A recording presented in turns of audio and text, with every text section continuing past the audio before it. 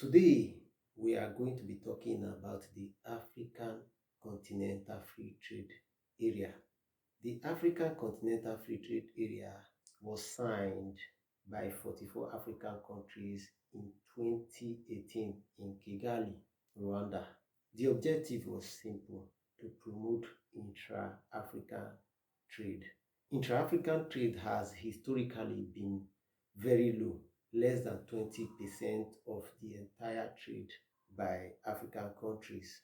So there was actually a need to promote trade and reduce barriers and other limitations. So, against this objective, since establishment, the African Continental Free Trade Area seemed to have been putting together a lot of groundworks. What are these groundworks? We'll be looking at them in this video. And is intra-African trade ready for the big leap after 5 years of these groundworks? You are welcome to this channel. My name is Peace, and this is Africa with Peace. Let's dive in. So, intra-African trade has been constrained by tariff and non-tariff barriers, by fragmented markets and all. The objective of the African Continental Free Trade Area basically is to consolidate these fragmented markets, negotiate, uh, and reduce tariffs as much as possible, encourage trade among African countries. These challenges, alongside the required efforts to mitigate them, are segmented into different protocols. There is the Protocol of Trade in Goods, which covers tariff reductions, customs issues, and all. And there is also the Protocol on Trade in Services, which covers liberalization and cooperation commitments by African countries. And we also have the Protocol on Dispute Settlement and also the Future Protocol. The Future Protocol is to cover investments, intellectual property, competition, digital trade, women and youth in trade, and so on. So, since the agreement was signed in 2018, a lot of groundworks have been ongoing. The Secretariat and Governance was set up in 2020 in Ghana, and since then, some core operational tools have been deployed, like the African Trade Observatory, ATO, which is a trade portal to compare market opportunities in different countries.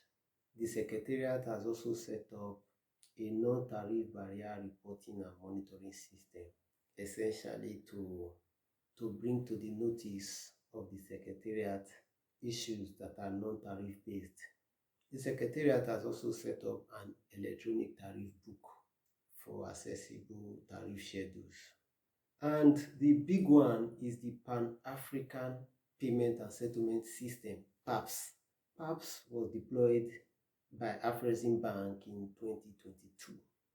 PAPSS is designed to enable instant cross-border settlements in local currencies without the need for a central currency like the US dollars. So what this means is that a business in an African country can invoice and receive payments in their local currency, making trade faster and smoother without exposures to currency risks.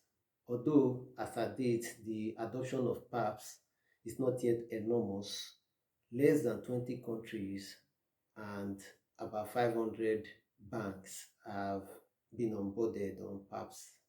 But there is actually a strong hope that the adoption will continue to grow, and intra-African trade will certainly improve.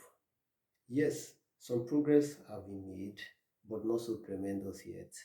After 5 years of the agreement, the African Continental Free Trade Area seem to have, tried to consolidate, tried to put together some groundworks, and it seems enough have been set up already to start driving the much needed growth in intra-continental trade in Africa.